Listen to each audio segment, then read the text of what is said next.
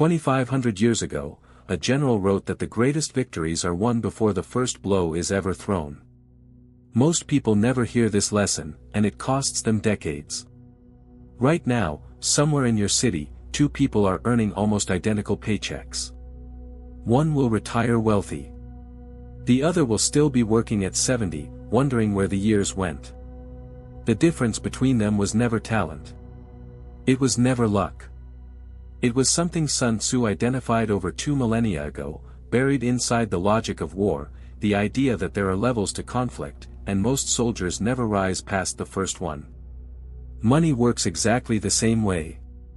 Society tells you wealth is about working harder, saving a little more, hoping for a raise. But Sun Tzu never taught his generals to simply fight harder. He taught them to understand the terrain, to know the enemy, to build strength before engaging, and to position themselves so completely that victory became inevitable long before the battle started.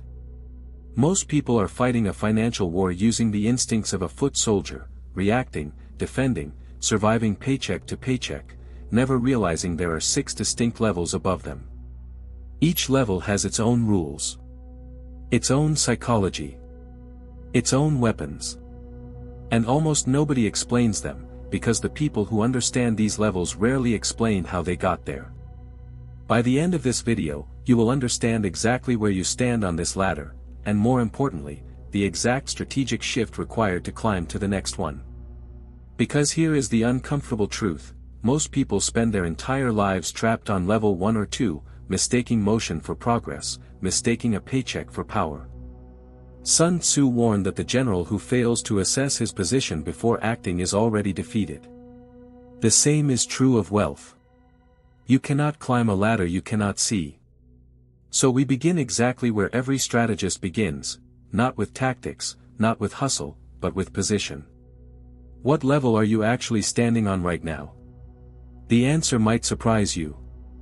And the level above it might change everything. Sun Tzu observed that an army fighting without a secured position is an army already losing, even if it hasn't lost a single battle yet.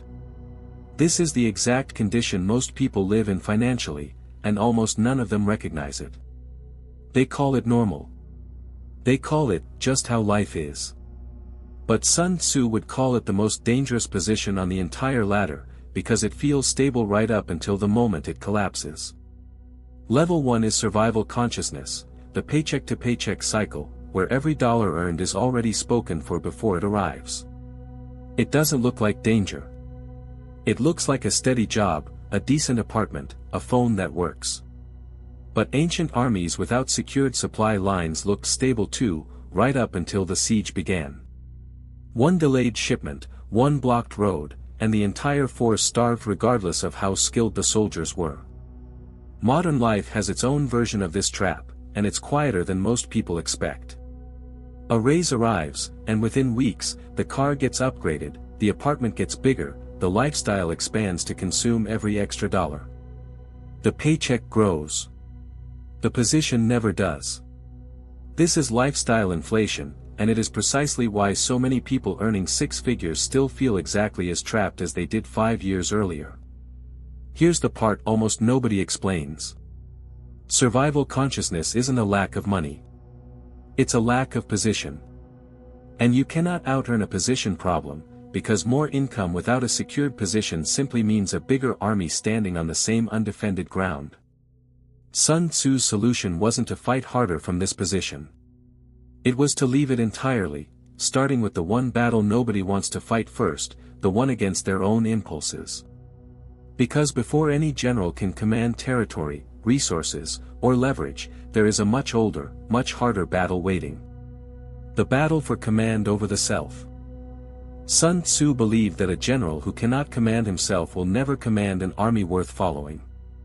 This principle sounds like philosophy, but it is the single most practical financial law that exists, and it explains why so many talented, hard-working people never escape level 1 no matter how much they earn. Command over yourself means something specific. It means your spending decisions are made by strategy, not by impulse. It means delayed gratification isn't a personality trait reserved for disciplined people, it's a skill built through repetition, the same way a soldier builds the instinct to hold formation under pressure instead of breaking rank in panic. Consider the story often told about Warren Buffett, still living in a modest house decades after becoming one of the wealthiest men alive. Not because he couldn't afford more, but because his sense of identity was never built on consumption. This is command. Not the ability to resist temptation once, but the construction of an identity where the temptation barely registers anymore. Most people mistake a single moment of willpower for real command. They skip one purchase, feel proud, then unravel 2 weeks later when a new temptation appears. This is where almost everyone gets trapped, mistaking a willpower spike for a lasting shift in identity. Real command isn't a single victory. It's a system that doesn't require willpower at all, because the decision has already been made in advance. Ask yourself honestly, are your financial decisions coming from a strategic identity, or are they still being made in the moment, under pressure, by whoever you happen to be feeling like that day? This inner command is the foundation, but it's only the foundation. An army with perfect discipline and no reserve still starves the moment conditions turn. Which is exactly why Sun Tzu's next principle moves from the internal battlefield to something far more tangible, the war chest that determines whether a strategist can survive the unexpected, or gets wiped out by it. Sun Tzu warned that no army marches far without grain, and no siege is survived without reserves set aside long before the walls are surrounded. This is the level where financial strategy stops being internal and becomes tangible, the war chest, the reserve, the buffer that determines whether a single unexpected event becomes a setback or a total collapse. Ancient commanders didn't stockpile grain because they expected a long campaign every single time. They stockpiled it because they couldn't predict which campaign would turn long. The reserve wasn't optimism. It was insurance against the one scenario nobody could forecast. This is precisely what an emergency fund represents, and it's exactly why so many people misunderstand its purpose. They think of savings as a moral virtue, something responsible people do. Sun Tzu would frame it differently. It isn't virtue. It's a defensive maneuver, as strategic as any move on a battlefield. Here's the scenario that plays out constantly at this level. Someone finally builds momentum, pays down a card, starts setting money aside, feels the first taste of control. Then a car breaks down, or a medical bill arrives, or a job shifts unexpectedly. Without reserves, that single event doesn't just cost money. It erases months of psychological progress, and often sends the person back into level 1 entirely, back into reactive survival mode. This is the trap almost nobody sees coming. The danger was never the emergency itself. Emergencies are certain, not a possibility, but a mathematical inevitability over a long enough timeline. The real danger is facing that inevitability with zero reserve position, forcing debt to fill the gap that savings should have filled. But here's where many people stall without realizing it. They build a reserve and stop, mistaking defense for a complete strategy. Sun Tzu never taught his generals to hide behind walls forever. Grain stores existed to buy time for something else, expansion. Which raises the real question the next level answers: reserves protect your position, but they don't grow it. So what actually does? Sun Tzu understood that no war was ever won by defense alone. Grain stores buy time, but territory is what determines whether a kingdom grows or simply survives another season. This is the level where saving quietly transforms into owning, where cash sitting in reserve starts converting into assets that hold ground on their own. In Sun Tzu's terms, this is the high ground. In wealth terms, it's equity, property, ownership stakes, income-producing assets. Andrew Carnegie understood this instinctively. He didn't accumulate wages. He acquired the mills, the furnaces, the rail contracts, the actual territory of industry, while his competitors were still thinking in terms of salaries and savings accounts.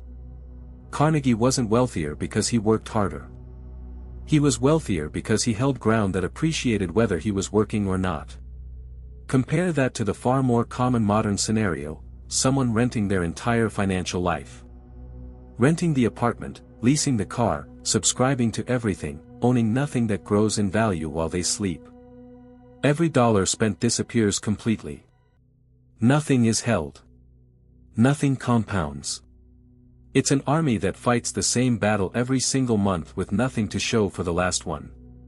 This is the quiet tragedy of level 3. Reserves feel like progress because the number in the account grows. But cash sitting still is territory never claimed. It loses value to inflation while waiting for a decision that never comes. Sun Tzu never told his generals to hoard grain indefinitely. He told them to use position to expand it. Here's the question worth sitting with: of everything you currently spend money on, how much of it will still belong to you in 10 years? For most people, the honest answer is almost nothing. But owning territory alone has a ceiling too, because territory still requires you, your time, your attention. Which is exactly the limitation Sun Tzu's next principle was designed to break entirely. Sun Tzu taught that a small force, positioned correctly, can defeat a much larger one, not through more soldiers, but through leverage, terrain, and alliance. This is the level where wealth stops depending on personal effort entirely and starts depending on multiplication. It's the difference between a general who fights every battle himself and one who commands forces that fight without him.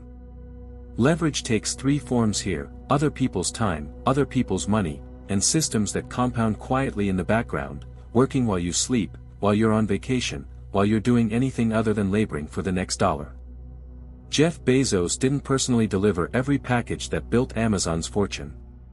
He built a system, capital, technology, and thousands of hands, that multiplied a single strategic decision into an empire far beyond what one person could ever produce alone. The small business owner offers the clearest modern lesson. There's a specific moment where a business either scales or stalls, and it has nothing to do with working harder.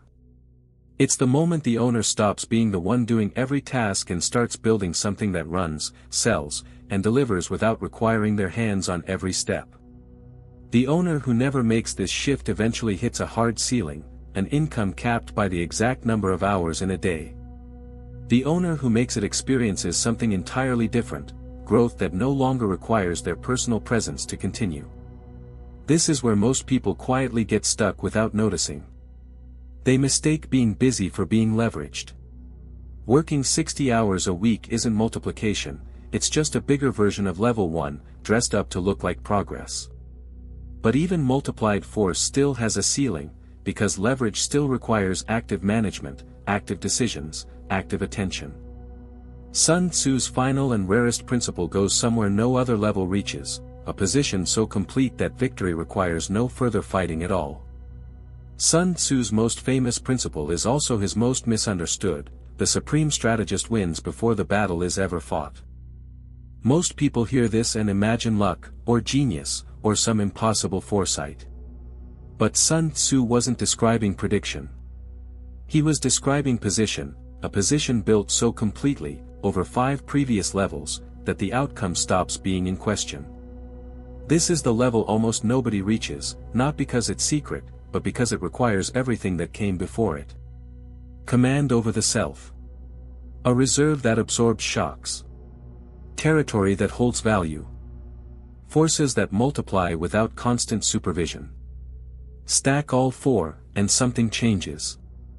Wealth stops being something you chase and becomes something you simply possess, the quiet, almost anticlimactic result of a position built correctly, years in advance. This is financial independence in its truest form. Not the fantasy version where work disappears entirely, but the strategic version where work becomes optional. Income no longer depends on showing up. Assets generate faster than lifestyle consumes. The war, in a very real sense, is already over, not because every battle was won, but because the position made losing nearly impossible. Naval Ravikant describes wealth as assets that earn while you sleep.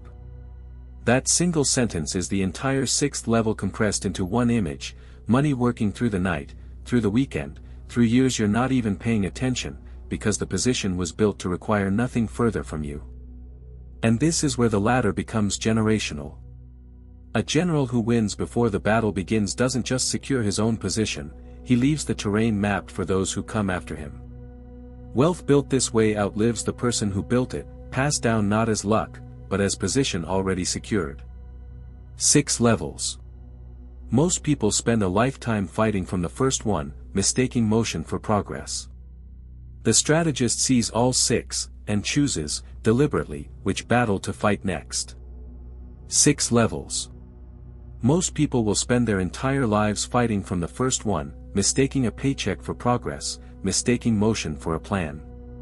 They will work harder next year than this year, and still find themselves standing on the exact same ground, because more effort was never the missing ingredient. Position was. Sun Tzu never taught his generals to fight more battles. He taught them to choose their battles so carefully, and position themselves so completely, that most of those battles were won before a single move was made. That is the entire secret hiding inside this ladder. Wealth was never about working until exhaustion. It was about climbing, deliberately, one level at a time, command, reserve, territory, leverage, position, until the outcome stopped being uncertain. Here is the identity shift that matters more than any single tactic in this video. You are not a soldier reacting to whatever the economy throws at you this month. You are a strategist, capable of assessing your own position with total honesty, and capable of making the one move required to climb higher than where you stand right now. So ask yourself, without flattering the answer, which of these 6 levels are you actually standing on today? Not where you hope you are. Where the evidence says you are. Because Sun Tzu was clear, the general who misjudges his own position has already lost, no matter how the battle unfolds. The strategist doesn't need 6 moves today. He needs 1. The single next move that shifts him from where he is to where the next level begins. Identify it. Then make it. That is the difference between a life spent fighting the same battle for 30 years, and a life spent building a position so strong, wealth simply becomes the inevitable result.